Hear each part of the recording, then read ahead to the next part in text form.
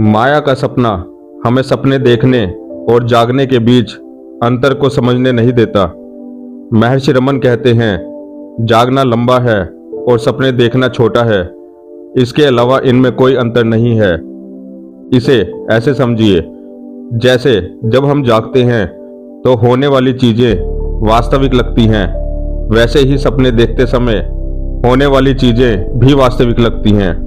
दोनों ही अवस्थाओं में जागना और सपने देखना, विचार, नाम, रूप एक साथ होते हैं। देवी माया शीर्षक की एक किताब में इसे एक कहानी के जरिए समझाया गया है। एक दिन भगवान विष्णु ने अपने युवा शिष्य नारद से कहा कि इस दुनिया में कुछ भी वास्तविक नहीं है और हम जो कुछ भी देखते हैं वह सब माया है। नारद भगवान विष्णु की इस बात को समझ नहीं पाए और उन्होंने भगवान विष्णु को माया देवी की शक्तियों का अनुभव कराने के लिए कहा। भगवान विष्णु नारद को अपने साथ ले गए और वो एक विशाल जंगल में चले गए जिसमें एक विशाल झील थी। भगवान विष्णु ने नारद को इसके जल में स्नान करने के लिए कहा। नारद ने भगवान विष्णु का ध्यान करके बिना संदेह किए झील में प्रवेश किया, पर जैसे ही उन्होंने झील के पानी में प्रवेश किया, नारद एक सुंदर महिला में बदल गए और उन्होंने अपनी याददाश्त भी खो दी। अब विष्णु जी उन्हें कहीं दिखाई नहीं दिए।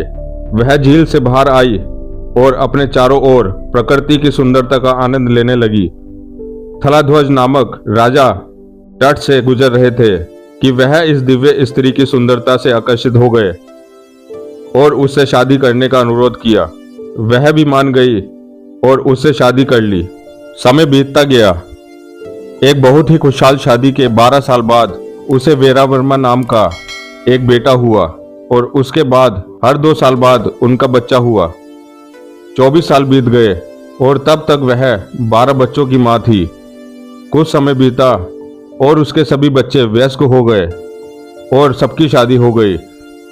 एक दिन एक दुश्मन राज्य ने उन पर आक्रमण कर दिया और सारे बच्चे और पोते युद्ध में मारे गए। सम्राट थलाध्वज अपनी प्यारी पत्नी को अपने साथ ले गए और देश छोड़कर जंगल में भाग गए। कुछ घंटों बाद वे उसी झील के किनारे पहुंच गए जहां उनकी पहली बार मुलाकात हुई थी। जब वे वहां पहुंचे तो उन्होंने भगवान विष्णु को एक ब्राह्मण के रूप में देखा जो उनका लंबे समय से इंतजार कर रहे थे। विष्णु जी ने राजा और रानी को झील में स्नान करने को कहा क्योंकि वह दोनों अब बहुत थक चुके थे। जैसे ही उन दोनों ने पानी में प्रवेश किया, राजा गायब हो गया और नारद अपने मूल रूप में वापस आ गए।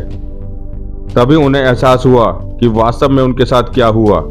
भगवान विष्णु ने हंसते हुए नारद से कहा कि इतने लंबे समय तक एक महिला के रूप में रहने के दौरान उन्होंने जो कुछ भी अनुभव किया, जिस भी चीज की उन्होंने परवाह की, जो कुछ भी उन्होंने संजोया, वह सब भ्रम था जो माया देवी की शक्तियों के कारण वास्तविक लग रहा था। भ्रम का सपना हमारे विचारों द्वारा निर्मित और बनाए रखा जाता है, जो हमारे दिमाग को प्रोग्राम और कंडीशन करता है। रमन महर्षि ने हमेशा हमारी वास्तविक प्रकृति की खोज करने पर इंपॉर्टेंस दी है, जिसे आत्म जांच या आई थॉट या फॉल्स आई से जाना जाता है। वेदों में भी कहा गया है, जहां शरीर है वहां दुख है। यह हम सभी लोगों का प्रत्यक्ष अनुभव भी है। इस प्रकार हमें चेतना की वास्तविक प्रकृति की जांच करनी चाहिए और स्वयं के रूप में बने रहना चाहिए, जिसे उच्चतम आत्म भी कहते हैं। रमन महर्षि आगे समझाते हैं, भ्रम की जंजीरों से खुद को मुक्त करने के लिए हमें केवल आत्म जांच पर विजय प्राप्त करने की आवश्यकता है। इसका अर्थ है हमारे झूठे की भ्रामक प्रकृति को पहचानना, यानी माया को पहचानना। गहराई से विचार करें और आप महसूस करेंगे कि मैं जैसी कोई चीज नहीं है। जैसे आप प्याज की त्वचा को छीलते हैं तो आप पाएंगे कि इसमें केवल त्वचा होती है, इसमें कोई गिरी नहीं होती। इसलिए अहंकार को देखते समय आप पाएंगे कि कोई वास्तविक इकाई नहीं है जिसे आप मैं कहते हैं। माया से हर कोई प्रभावित हो सकता है, यहाँ तक कि शक्तिशाली देवता या कोई संत।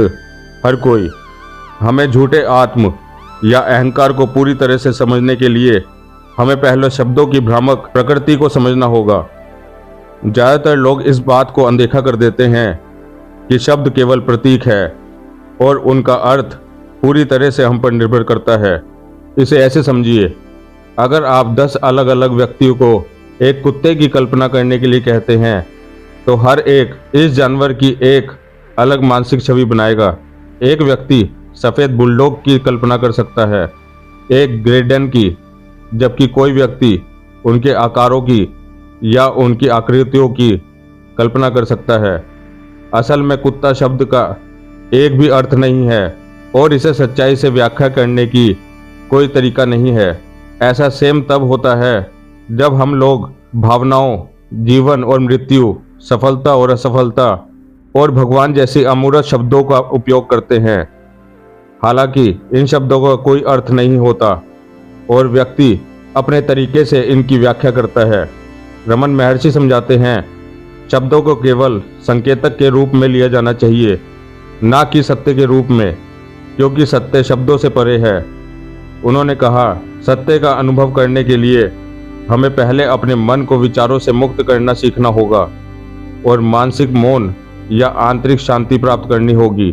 मौन हमेशा बोलने वाला होता है, यह बोलने से बाधित होता है। मौन ही सच्ची आध्यात्मिक शिक्षा है। सत्य की व्याख्या करने के लिए शब्दों की आवश्यकता होती है, लेकिन सत्य शब्दों से परे है।